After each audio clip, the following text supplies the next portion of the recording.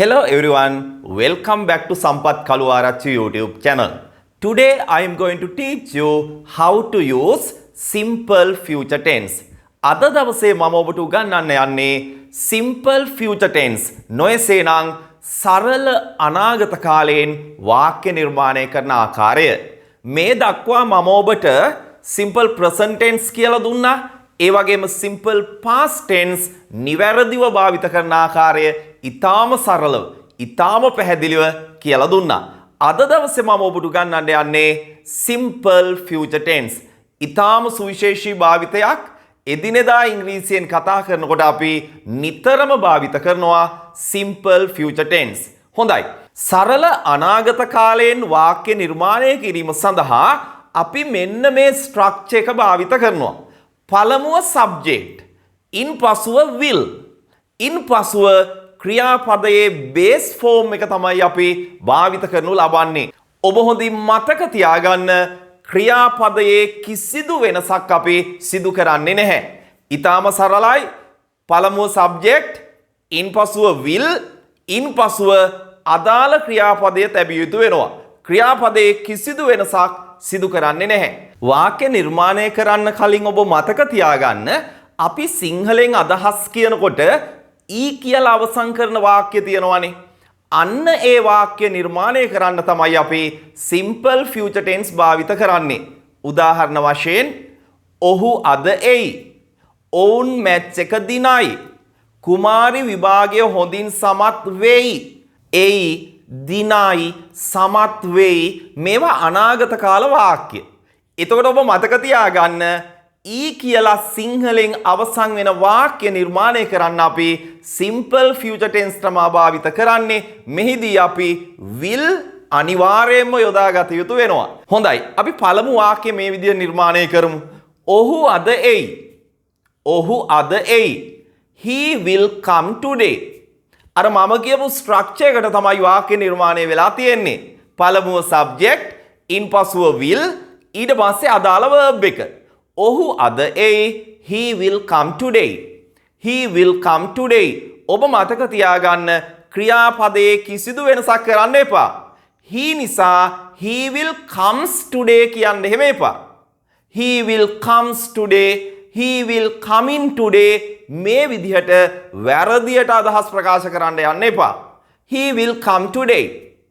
will come ක්‍රියාපදයේ කිසිදු වෙනසක් සිද්ධ වෙන්නේ බේස් ෆෝම් එක තමයි අපි භාවිත කරනු ලබන්නේ. තවත් උදාහරණ වාක්‍යයක් බලමු. ඔවුන් මට ආරාධනා කරයි. ආරාධනා කරනකොට අපි කියනවා invite.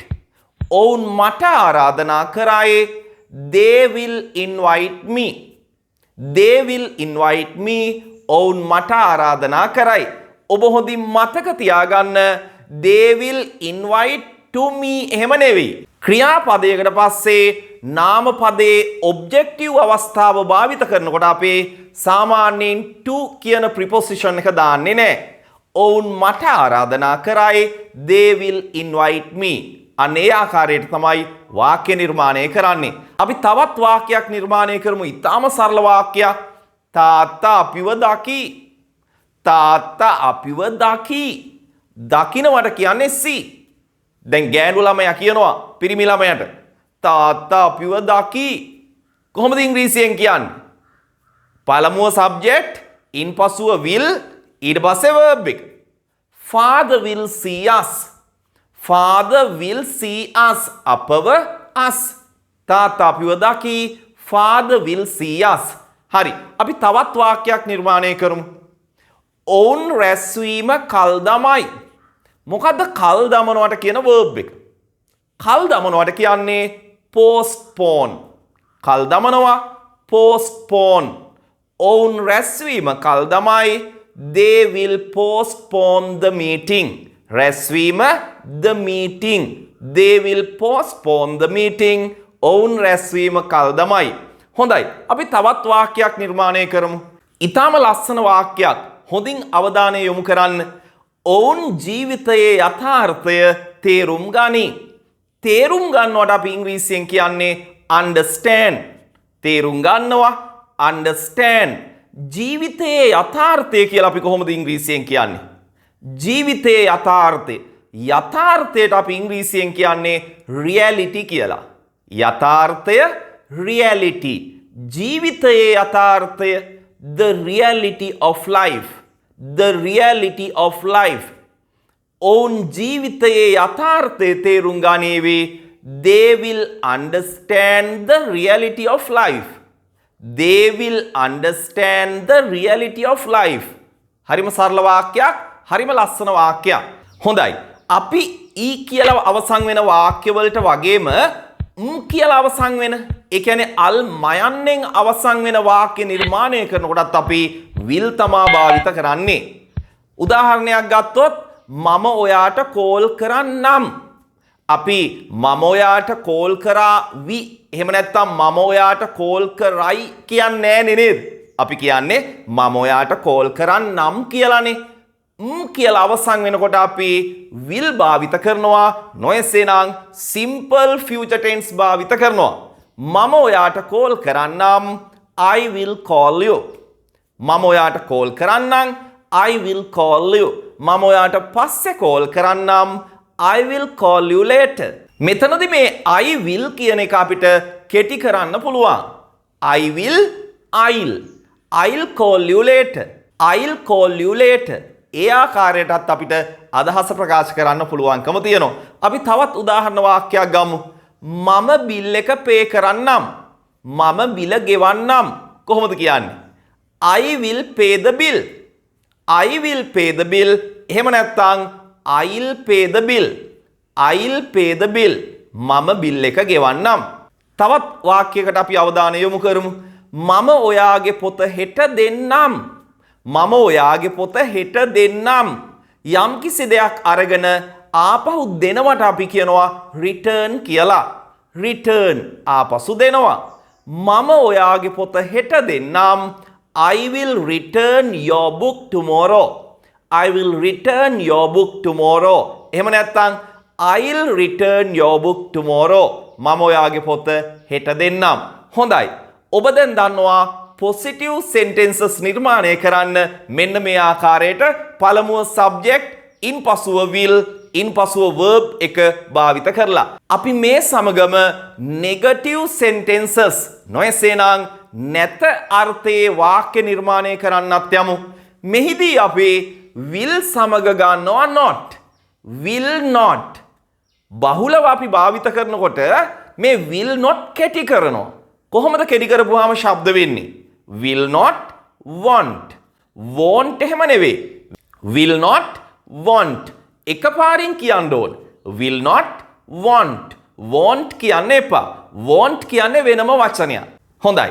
negative sentences නිර්මාණය කරනකොට නොයසේනම් want දාලා වාක්‍ය නිර්මාණය කරනකොට ඔබට හොඳින් මතක තියාගන්න පුළුවන් ඊටාම සරල දෙයක් මම ඔබට කියන්නම්. අපි සිංහලෙන් කියනවනේ එකක් නෑ කියලා. ඒ කියන්නේ ඔවුන් අද එන එකක් නැහැ. ඔවුන් අද එන එකක් නැහැ. අපි ඔය වගේ අදහස් කියනකොට තමයි will not කෙටි කරලා won't භාවිත කරන්නේ. They won't come today. They won't come today. ඔවුන් අද එන එකක් නැහැ. තවත් උදාහරණයකට යමු. අම්මා අපට බනින එකක් නැහැ. අම්මා අපට නොබනීවි කියන එක තමයි මේ කියන්නේ. අපි සිංහලෙන් කියන්නේ නෑනේ අම්මා අපට නොබනීවි. ඔවුන් අද නොඒවි. අපි එහෙම කියන්නේ නෑනේ නේද? කියන්නේම අපි එකක් නෑ කියලා.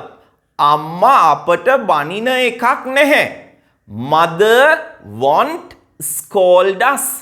Mother won't scold us. අම්මා අපට බනින එකක් නැහැ. හොඳයි. අපි තවත් වාක්‍යයකට අවධානය යොමු කරමු.